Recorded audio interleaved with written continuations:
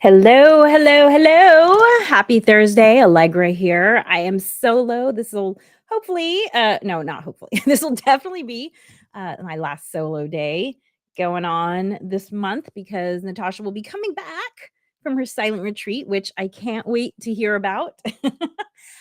Yeah, I wonder what she's going to tell us about her silent retreat. Sounds like a pretty fun experience though, as a mom sometimes just going to the shower can feel like a vacation. Going to the shower, taking a shower can feel like a vacation because no one's pulling on you or asking you to do something. And so I'm sure a 2-week silent retreat must just feel so peaceful. So I can't wait for Natasha to get back and tell us all about it. In the meantime, I am Allegra, one half of Beyond Your Wildest Dreams, or BYWD, as we call ourselves. And we are the authors of these 4 short read books. This one is our bestseller and was a bestseller. 3, 2, 1 Done, 3 Simple Steps to Get Your To-Do List Done. All of these books are workbooks because Natasha and I know with our decades of instructional and educational background, we both of us are educators, we're coaches. I am a public speaking coach, Natasha is a voice coach. From our decades of coaching, we know that people learn better when they do. And so all 4 of these books are short reads. You can read them in about an hour and you can do the exercises in them in about an hour so that you can immediately start implementing the things that we talk about there. And to get our books, go to, if you can find everything on our website, bywdreams.com. And if you'd like to re-listen to this live broadcast, we do put the audio only version up as the Harness the Power of Planning podcast, available wherever you listen to podcasts. Harness the Power of Planning podcast. This will be episode 72, I believe. So if you need to reference it, you can always go back to the Harness the Power of Planning podcast. And today, our topic is creating a family emergency plan. And when Natasha's here, usually we do a little bit of chit chat and then we get into the topic. However, I am alone, as you can see. And so I am unable to do chit chat. However, I do have some things on my mind. So I am just going to start with that, I guess. Today, so I have been listening to a really interesting book called Body by Science. And by the way, if you sign up for our newsletter at bywdreams.com, you will get the links that you need to find all of the books that we reference or any other references that we might mention. And today there are definitely going to be some because we're talking about family emergency plan. And I have some amazing resources for you that I actually just learned about yesterday because I am active in the emergency preparedness community in my municipality. And they actually had a meeting where I live in Los Angeles. It's called CERT training. CERT stands for Community Emergency Response Team. That's right. And so my husband and I have taken part in multiple CERT trainings, which are totally free at a certain level. And then you can go like the higher levels where basically you can get like EMT training and those cost money. But the introductory CERT training is totally free. So I definitely recommend that you look into whatever training might be available in your municipality, because the reality is that if there is an emergency in your neighborhood, more likely than not, it's your neighbors who are going to help you, because all the emergency services like fire trucks and EMTs and law enforcement, they're going to tend to go more towards like government centers or maybe universities or wherever there's like a big concentration of important buildings and stuff like that.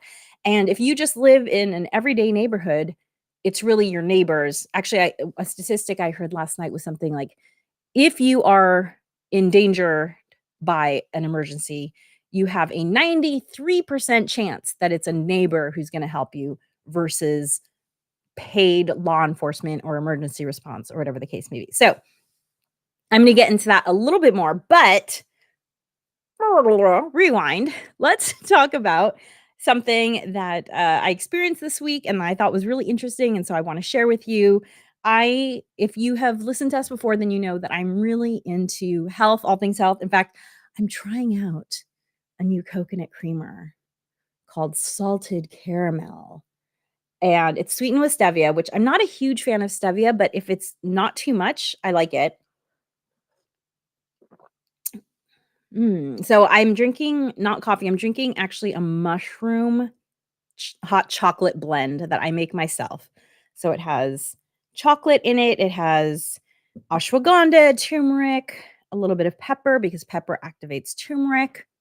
It has lion's mane, reishi, and cordyceps. And then on top of it, I added this coconut blend, this coconut, like kind of like a creamer. And it also has grass-fed collagen in it. So grass-fed collagen, salt, it's a lot going on, but it tastes yummy. So I'm always trying new things. I'm really into supplementing because, and by the way, I was not into supplementing really until, so I'm 50. I turned 50 this year. Woo woo! Let's hear it for people who are 50. Oh, feel free to chat in the comments, by the way. Okay. I don't know, this person, patriots, and all sorts of weird things happening. It on the on the on the chat.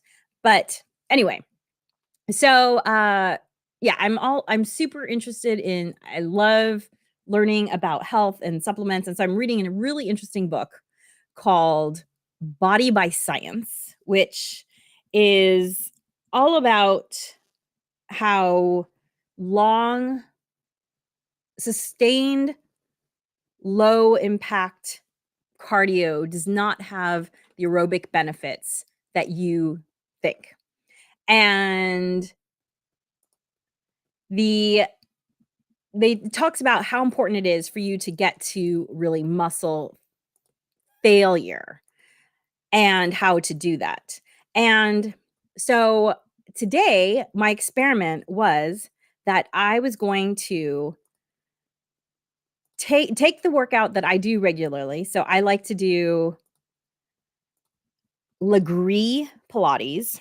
And if you've never heard of Legree Pilates, Legree is a method of Pilates that is basically more like weight training than traditional Pilates. If you're expecting regular Pilates and you go into a Legree class, you are going to be maybe scared uh, because it is intense.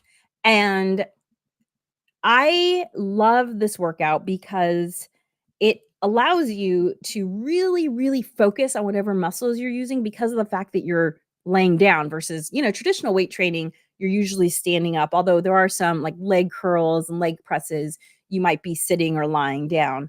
But in Legree, they put the lights really low and you have you might be holding onto a strap or you might be just using like a traditional Pilates board where you're just kind of moving yourself back and forth, except that there's springs attached to it that are quite heavy. I think there's a maximum of maybe about 150 pounds on the springs because there are two kinds of springs. Some are 8-pound springs and some are 30-pound springs. And I think there's about 150 total pounds that you can load up onto your Pilates platform. Anyway, it is a super intense workout, but the whole Body by Science book talks about how if you're not pushing yourself to failure, then you're never going to see improvements in your body or changes in your body, I should say, because our bodies adapt to whatever it is that you do. And if you're doing something that isn't challenging to you, then your body's like, well, I already know how to do this. So, for instance, you jog for 20 minutes. No, your body's like, I already know how to do this and I don't need to change anything in any way. I don't need to build any muscle. I don't need to improve your lung capacity because we already know how to do this. And so the reality is if you want to improve lung capacity or if you want to improve your heart or if you want to build muscle, what this book says, right? I'm not a doctor and I don't play one on TV. But this book is written by a medical doctor. Let me just grab the name for you all. So it's called Body by Science, a research based program for strength training, Bodybuilding and Complete Fitness by Dr. Doug McGuff. And as I said, sign up for a newsletter at bywdreams.com and you will get links to all these things. So anyway, I decided in my Alegre Pilates class to really push myself to not sort of go into autopilot and just coast, but to really focus on like squeezing the muscles and listening to the instructor and just following her instructions as well as I can and just really making it hard on myself and getting to muscle failure as fast as I could. And so the fascinating thing is I wear a Fitbit and so I'm able to see the actual numbers generated by my exercise, to see my how my heart rate is affected and to see how I've exerted myself. And so I took a class today and I compared the numbers to a similar class that I took recently, and I got almost 40% more exertion in terms of my heart rate peaking out. And so that was a really cool validation for me about what this doctor is talking about because I definitely felt my muscles were working harder. I was out of breath faster, and I feel like I'm going to get some really cool gains, which that's what it's all about. You exercise some of it, of course there's some exercise that you do just for fun. For instance, I play soccer and I play soccer for fun. And yes, it's good for my overall fitness in many ways. However, this more strategic, targeted, focused, working to failure type of exercise has a specific purpose as well. And so I know I'm going to feel gains from this because I can just feel how I was wiped out after this class, and I was also I was also hungry after this class, and I could just feel the difference in my muscles. So, it'll be fun tomorrow. I'm definitely gonna have to do some stretching tonight. I don't know about y'all, but now that I am older, hydration and tightness are issues in a way that they never were before. I've always been kind of a flexible person, but definitely in the last decade I've noticed that my muscles, and probably it's not just my muscles, probably it's also my fascia, basically, are less hydrated and therefore tighter. And, I was one of those people who was like, stretching, who needs to stretch? Let's go. And I never seemed to get injured and, that sort of thing. But now I really notice I really have to stretch. I really have to pay attention to my hydration and my electrolytes. There's an electrolyte drink in here because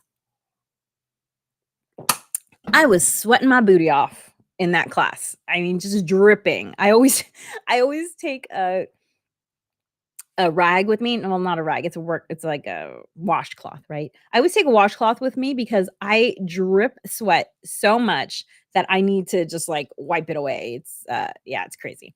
So anyway, that was really a fun, experiment looking at my Fitbit numbers and seeing how it was different. And also today I'm going to really have to be good about my hydration and my stretching because when you load up your muscles and you get that lactic acid burn, you have to work it out. It doesn't just flush out on its own. So I'm really going to work on making sure to flush that out so that I don't have, the pain in my muscles tomorrow. So what's been going on with me. One other thing that's been going on with me is for those of you who follow my Instagram. So I have a separate Instagram. It's alegreramos.com. You can look it up. I also do stand-up comedy for fun. And I went to a great show this week. It was at this new place in Hollywood called the Kookaburra Lounge. Highly recommend it. So, so cool. And again, I'll put all of the links for this in our newsletter. If you go to bywdreams.com and sign up, you'll get all the links. So really cool place, woman owned, very woman focused performance space. So beautiful. It's like pink and green florals and all of this emerald green velvet with gold accents. Really just Gorgeous, gorgeous place. And I went to see a show and there was a drop-in. So there's a drop-in is someone who's unexpected who shows up, and usually it's someone kind of famous because that's how they get to drop in. Otherwise, they're the comics who are supposed to go on, and then sometimes you get these surprise comics. And these two ladies I thought were the best comedians of the evening. They are known as I Mom So Hard. That's the name of their comedy duo-ship. They're two moms, best friends. They are hilarious and they are on tour. So, by the way, one of my comedy writing buddies is a 23-year-old woman, and she was there with me. And so let me tell you, she agreed with me that they were the best comedians of the night, and she's, 23. Like, having kids, getting married is so far from her mind. These ladies are hilarious. So, I Mom So Hard. Their website is imomsohard.com. Again, this will be in the newsletter as well. But they are on tour. They are going all over Illinois, Iowa, Indiana, Kentucky, Colorado, Wyoming, Kansas, Nebraska, all over Arizona, New Mexico. Go see them. They are hilarious. Highly, highly recommend. So that's what's been going on with me. And hey, that's my chit chat for today. Okay, so now to shift into emergency preparedness, because that is the topic.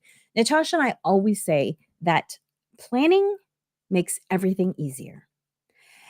And studies show, because Natasha and I are huge brain science nerds, studies show that preparing reduces stress and reduces anxiety. Because what's scary? The unknown, right? That unknown fear that you don't know what's happening. But when you take the time to come up with a plan and prepare, suddenly you don't feel it's not unknown. You've thought about things. In fact, I'm a big fan of Stoic philosophy. If you haven't looked into Stoic philosophy, and maybe I don't know, for people who are not don't have a spiritual practice, I really feel like Stoic philosophy is a wonderful philosophy because it's not religious at all. I say that with a caveat because I have heard that originally Stoicism had a religious background, like way back when it was created. But when you read it as a modern person, it reads as straight philosophy. There's doesn't feel like there's anything mystical in it. And a stoic practice is actually to think about the worst thing that can happen. Because when you think about what's the absolute worst thing that can happen, you realize, oh, well, I guess that's not such a big deal because I have these resources that I can lean on, whether they're your own resources, right? Like I could figure this out, or if you have friends or family that you could lean on, you realize, oh, okay. So if the worst thing happens, I know what I'm gonna do. That just reduces stress and reduces anxiety. So I am a huge fan of emergency planning for just this reason. It is really good for reducing stress and anxiety. And also, too, it is important to communicate with your loved ones. Hey, here's what we should do in emergency, because if an emergency happens, what's your first thought? Oh my gosh, where are my kids? Where's my mom? Where's my sister? How am I going to communicate with them? What are we going to do? Are they okay? It's hard to think about anything else when you're worried about people that you love. And so communicating with your family now and saying, hey, here's what we're going to do in an emergency helps to ease that stress too, because then you know that you'll be able to get in touch with those people because you all have a plan. And then that's going to make it easier to weather whatever it is that you encounter, whether it's a hurricane or a tornado or an earthquake or a tsunami. Now, that being said, I have done decades of emergency prep training and preparing. And I'm going to try and break it down in a way for those of you who maybe haven't done any. Okay. So for the complete beginner. However, I do want to say that because I live in earthquake country, There may be some things that I talk about that are more important for earthquakes than any other type of natural disaster because that's what my knowledge base is based on. I don't have experience with tornadoes. I have a little bit of experience with tsunami warnings, not tsunamis themselves, and hurricanes. Yeah, hurricanes kind of related to tsunamis because I have family in Hawaii. So that's where that experience comes from. But I've actually never experienced a tsunami or hurricane myself. So, with that caveat, let's get into creating a family emergency plan. So, the first thing I want to say is that I think about emergency preparedness as a three-step process. And the first step takes up time, but doesn't cost almost anything. It's pretty much free. Okay. So it's just time that you're investing here. And by the way, we're heading into right now as I'm recording this, it is September 19th. We're heading into what is a holiday season for many Americans, whether it's Thanksgiving or Friendsgiving or Hanukkah or Kwanzaa or Christmas, whatever it is that you're celebrating the holidays. Personally, I think the holidays are a great time to be thinking about emergency preparedness because your family's gonna come together, and in fact, my family once did an emergency planning meeting before Thanksgiving dinner because I said, "Hey, y'all, we're all together, let's do this thing." Okay, so stage 1 is lots of planning, so it takes time, but it doesn't cost a lot of money. Stage 2 requires a little more money because in stage 2, what you do is you put together supplies. And stage 2 can go on for a long time because, in my opinion, you need supplies wherever you are spending 4 plus hours a day. So, in my family, we have supplies in our car, at our place of work, and in our home because we might be in any of those 3 places when an emergency hits. The third stage is so stage 2 requires money and a little bit of time, but mostly money. And you can do that in long stages. Stage 3 is pretty much all money, but it is sort of your bigger ticket items, which I will talk about when I get to that stage. Okay. So 3 stages, and they start out really time intensive, but not expensive. And then they increase in money, but they decrease in terms of the amount of time that it'll take you to do them. So let's start with stage 1. Let me just go to the notes that I took last night because I want to include those. Okay, so stage 1 is planning. And this is where you sit down with your family and you discuss, what are we going to do in an emergency? How are we going to be in contact with each other? Where are we going to meet up? And what you want to think about here. So there are some basic tips in terms of being in communication with people. First of all, there is the standard belief that if you are on the same mobile network, cellular network for your phones, that it will be easier to contact each other if you are on the same network. And the second commonly held belief is that texting might be available when calling is not. The third belief around communication is that it might actually be easier to call people out of state than to call people within the area that you are situated in. Because if there's an emergency in your area, let's just say Los Angeles, because I'm in Los Angeles. Los Angeles, all the cell towers might be getting used, but I might be able to call someone in New York because that's going to be transferring to some other cell towers. So those are commonly held beliefs around communication. So what does that mean?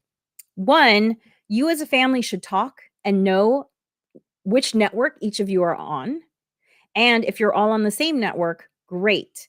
And what I recommend doing is creating a little wallet size card. In fact, I have one right here. Here is a little wallet size card that I created for my family. And I made one for everyone. And on one side, so I'll just read it to you. And this, again, if you go to bywdreams.com, I will include this in our newsletter so that you don't have to recreate this from scratch. So on the back, it says, if we can't reach each other, out of town calls may still be possible. Once you are in a safe place, check in with first person, and then it's the name and the number and the email of a friend of mine who is out of state. And then there's a second person, name, number, email again. And I just realized that I need to update these cards because these people's email addresses have changed since I made these cards. Okay. Then it has all of my family, all of our immediate family who live locally. It has all of our names and phone numbers and which cellular network we are on.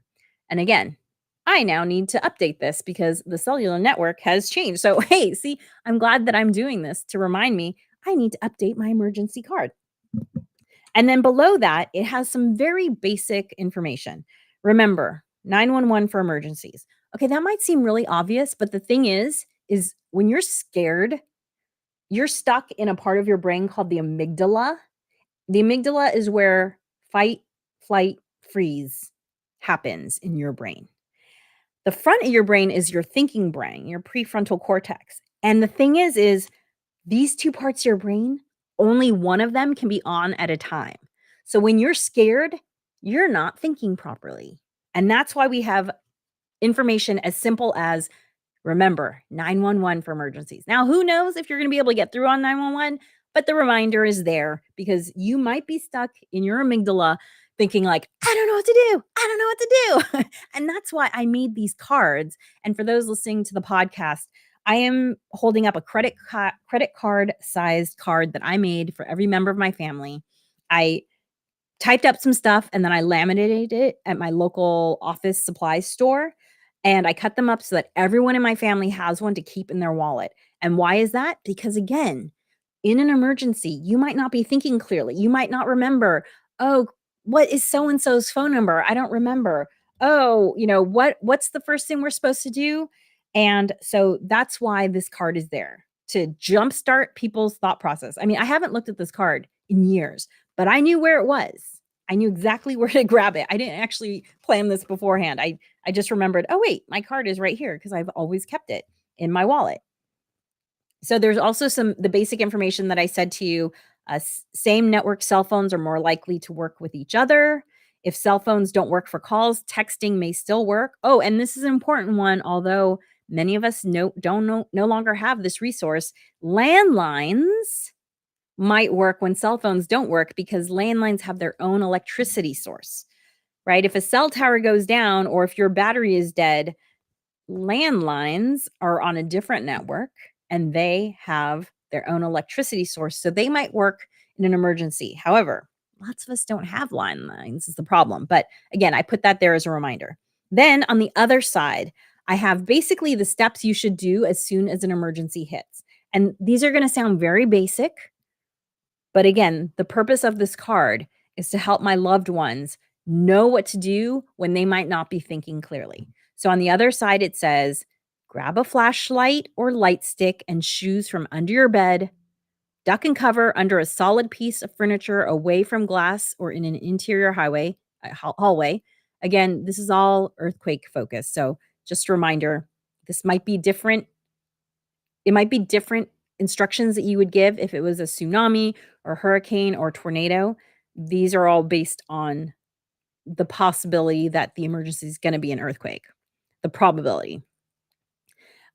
So duck and cover, solid piece of furniture away from glass or in an interior hallway. Now, the reason why I say away from glass is because in an earthquake situation, the number one source of injury is from flying objects and broken glass. So that's why we say away from glass. Second instruction, do not switch on lights until you are sure there is no gas leak. If you smell gas, shut off the gas.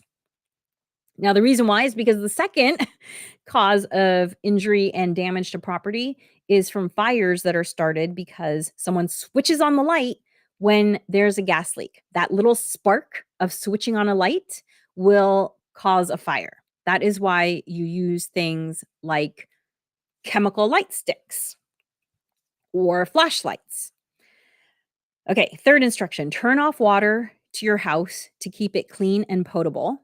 That's because if you need water and you have a water heater, Your water heater is an excellent source of drinkable water. However, you need to shut it off from the main line in order to make sure it is clean. And then turn off electrical breakers, the individual ones first, and then the main breaker. Okay, so these are all just basic instructions that I'm telling to people. The water heater is a good source of drinking water. Stay where you are if it's safe. You may want to go to a nearby park because nothing can fall on you there. But each of us call the out of town contact so that someone knows you are safe.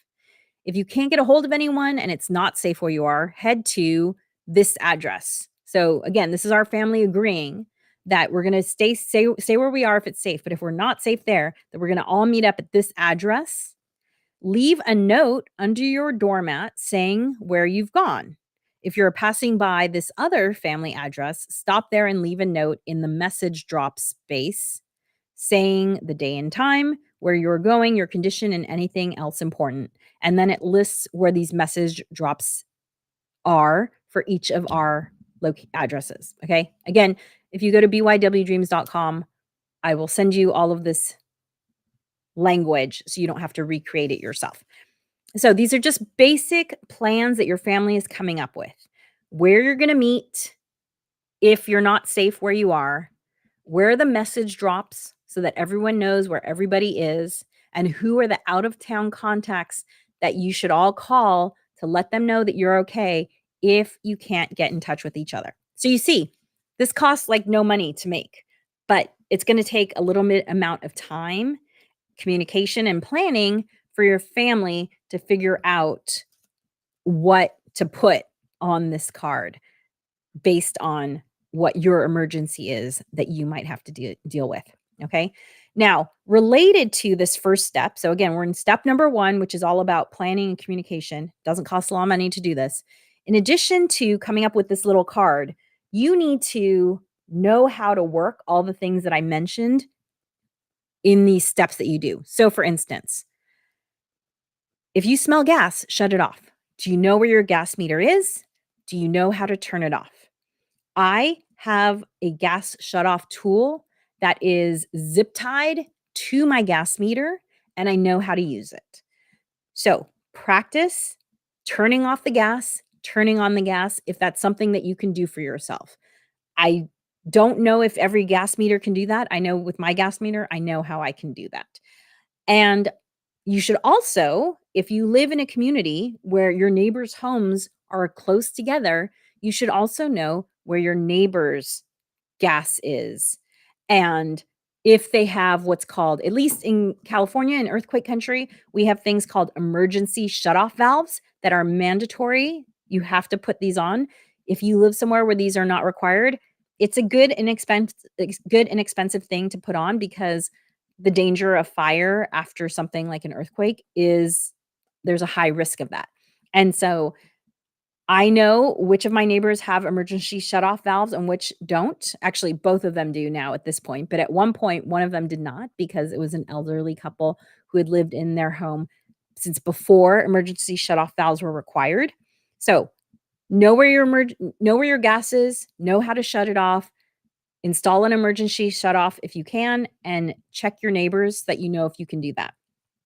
And then if you can, get a gas shutoff tool. I think they're really inexpensive. You can get them probably less than $10. Again, I will put this all in our newsletter that goes out, and you can get one for yourself and then just zip tie it to your gas meter or, maybe wire. You might not want to use a zip tie if you don't have something to cut it with. So maybe just use a wire tie or something like that. Okay. Next, shut off the hot water heater. You need to know where's your hot water heater and how to shut it off. And then electrical breakers. Practice turning your electrical breakers off. Individual first, and then the main, and then the reverse for turning them back on. Because if you need to deal with these things, you want to know that you want to feel confident that you can do it safely without causing a problem. And you don't want that to be an emergency situation. You want to do that now when you feel nice and calm, and then you'll know you can do it in an emergency. Okay. So the final step of step 1, So, step 1 is you've come up with a plan with your family, you've created these little cards that you keep in your wallet. See, here's my wallet. It lives right here. The second step is know how to turn off and on all the things that are mentioned in that plan. The third thing is grab some basic supplies and keep them close under your bed. Okay. So I have a pair of old tennis shoes, some goggles, a face mask, and a hard hat. The hard hat I got at CERT training. As I mentioned, I did CERT training, which CERT stands for Community Emergency Response Team. I did CERT training in my municipality. See if there's some sort of CERT or emergency preparedness training in yours. I actually got this hard hat for free at a training. And so everyone in my family has a hard hat, an old pair of tennis shoes, goggles, and a mask. Just a paper mask under our beds, because in the event that there's a really bad earthquake, there might be a lot of rubble. There might be a lot of dust in the air. It might be hard to see and to breathe, and there might be glass on the ground. And so these are the basic things you'll need in order to get away from your situation. And so grab those things and put them under your bed. And then once you have all this in place, you need to occasionally with your family run an emergency drill. Say to them, "Hey, it starts shaking right now. What do we do?" You have to make sure, hey, everyone in your family knows that if you're at your house when the shaking starts or whatever emergency starts, where are you going to go? So, again, I'm in Los Angeles. The most likely emergency is going to be an earthquake. We know that there's an interior hallway. There's no glass in that hallway. I've removed any glass. There's some paintings on the wall, but there's no glass, no frames with glass in that wall because I don't want that broken. And also, all of the frames are hung on earthquake safe hangers, which have this like zigzag pattern so that if the frame jumps up and down, it won't fall off the wall. It's secure on the wall. So we know that if there's an earthquake while we're at home, we'll meet at this interior hallway and we'll wait out the earthquake. And then once the earthquake's over, we will then execute the rest of our emergency preparedness plan with regards to the rest of our family, our extended family. So occasionally at dinner, you might say, "Hey, there's an earthquake. What do we do?"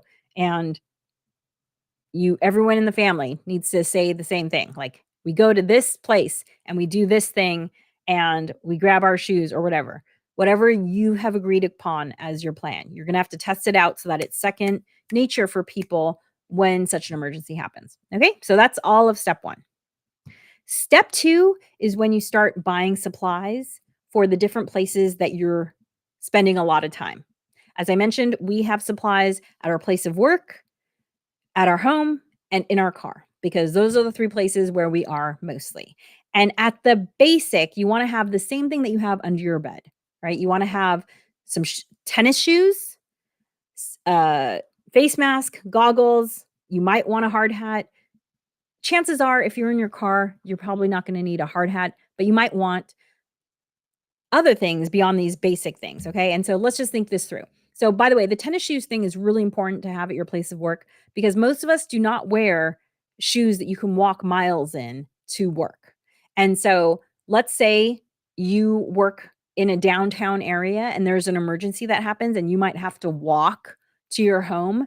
You want to make sure you have a pair of shoes that you can walk that distance to get home in. Okay. Now, the other thing to consider in your emergency preparedness packs, or some people call these bug out bags.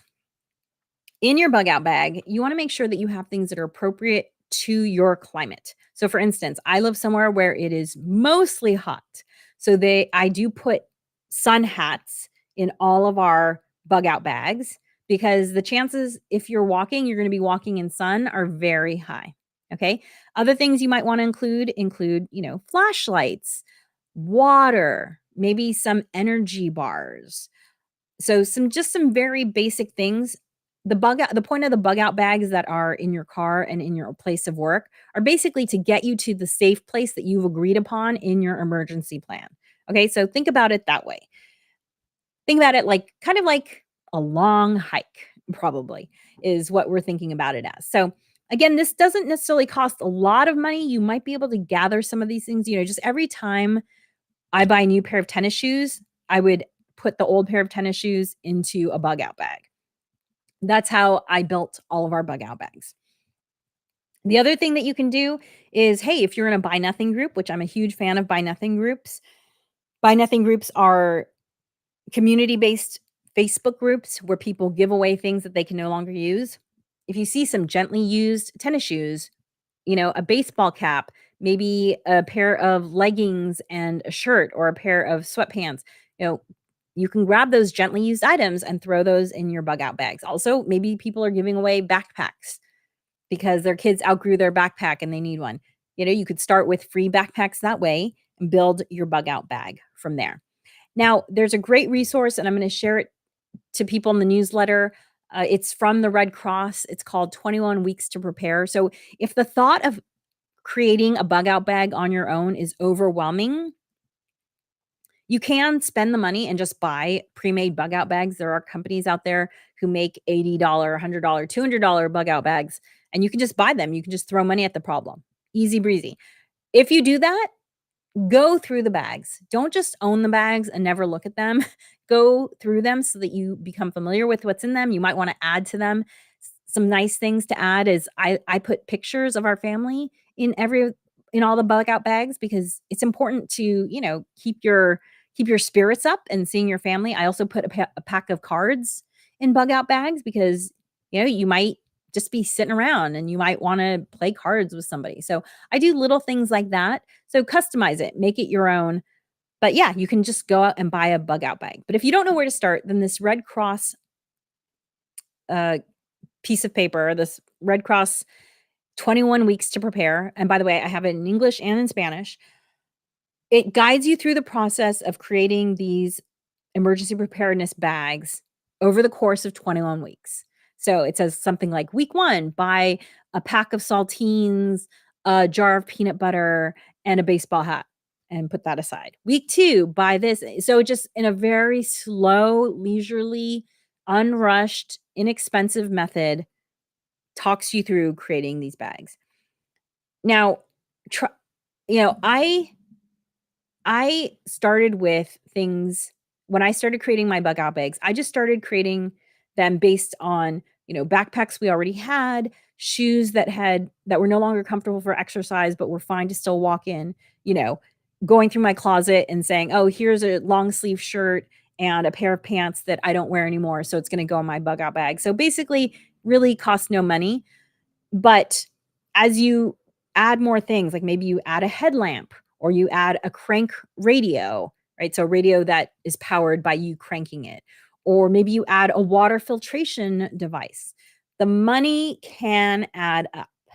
So I do recommend doing it in stages because it can feel overwhelming. So just, you know, I like this 21 weeks idea because once you get into the habit of kind of just adding to your emergency preparedness, you can just continue with that and say, okay, now I'm going to get a tent and now I'm going to get some really light sleeping bags and you can just slowly add to your kits. It took me years to build out our at home bug out bag, which is kind of a more serious bug out bag because it does have a tent and sleeping bags and a crank radio and water filtration. It does have things like that in it, like true emergency, like we might have to leave the house kind of emergency things in it. But I did it over a long period of time. So be prepared for this to be just kind of an ongoing thing that you do until you get to a point where you say, okay, I feel done. Okay. So that's stage 2 is building these bug out bags.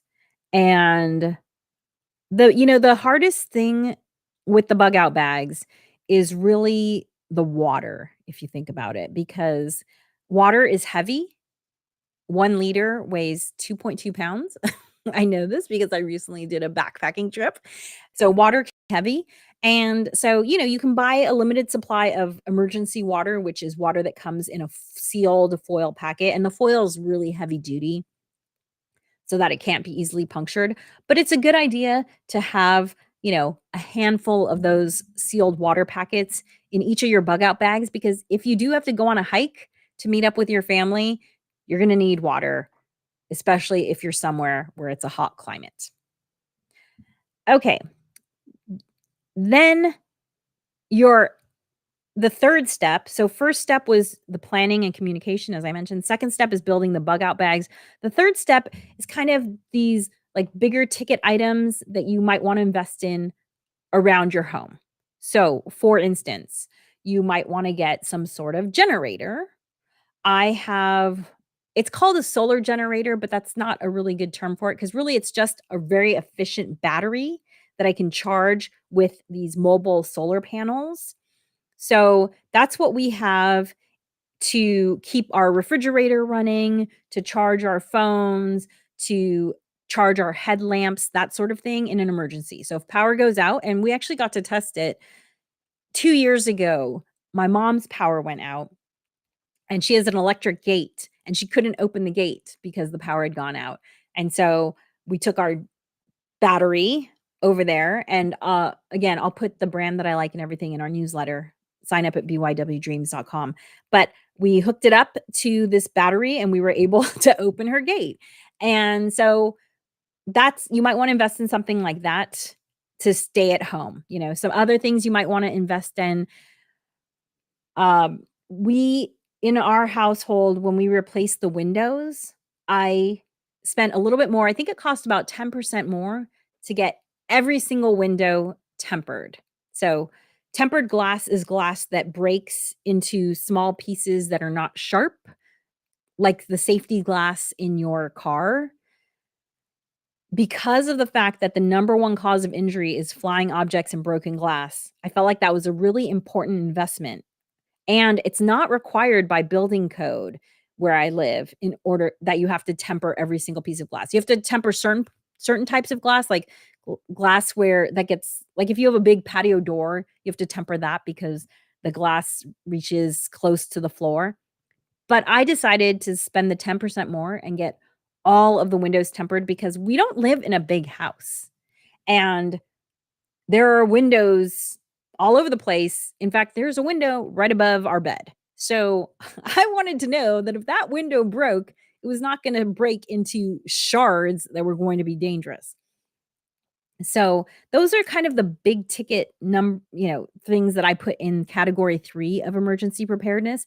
So look at your home, think about the things that you could purchase that would make your house safer both during the emergency. So, for instance, if you live somewhere with tornadoes or hurricanes or tsunamis, you might need a safe space to retreat to, some sort of storm shelter. So that could be a step 3 sort of thinking where we're gonna set money aside in order to build a storm shelter for the possible emergency. The generator that I mentioned, that's something that could be in stage 3.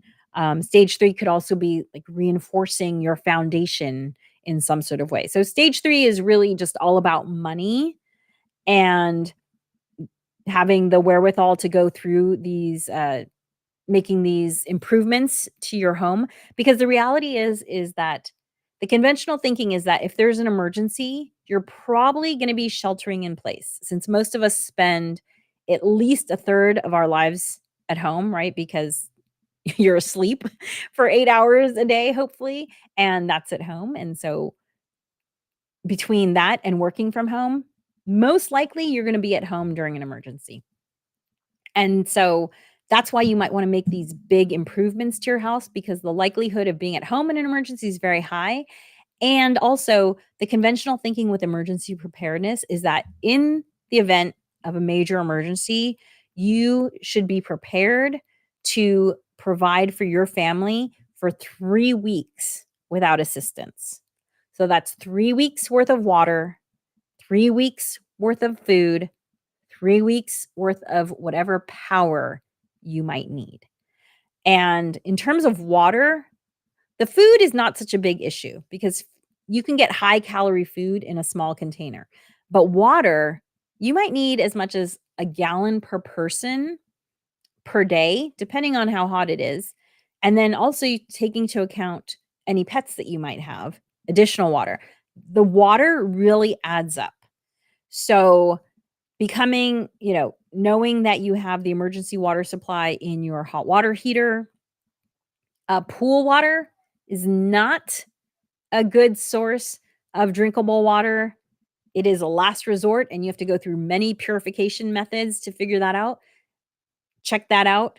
And so doing these sorts of home improvements are important because you'll probably be at home and you need to be prepared for 3 weeks with food, water, and energy. And that's why having solar powered or wind powered batteries are beneficial, because if you have a gas generator, you might run out of gasoline unless you have enough on site, in which case, fine. But, you know, we're talking about energy to power our most basic things, like maybe a refrigerator or maybe a fan. If you live somewhere where it's really hot and we all, you need to keep your body temperature down, and powering things like communication tools and radios and that sort of thing. So that is step number 3, where it's really just all about money and it doesn't take so much time to organize those things. So, brief recap in terms of creating a family emergency plan. I think of it in 3 steps. Step 1 is the communication and planning around how will we react when the emergency happens, and how will we meet up with each other and check in with each other as soon as the emergency is over. That costs almost no money, but it takes some time. Step 2 is about creating these bug out bags. Eventually, you want to get to the point where you have a bug out bag for your home, for your office, for your work, and the ones in, home, office, work, home, car, work. And ideally, the work and car ones are really just about getting you to where you need to go to meet up with your family, as discussed in Plan 1. The home bug out bag and kind of bleeds over into step 3, which is about making your house as emergency improved as possible, because you might have to shelter in place for 3 weeks.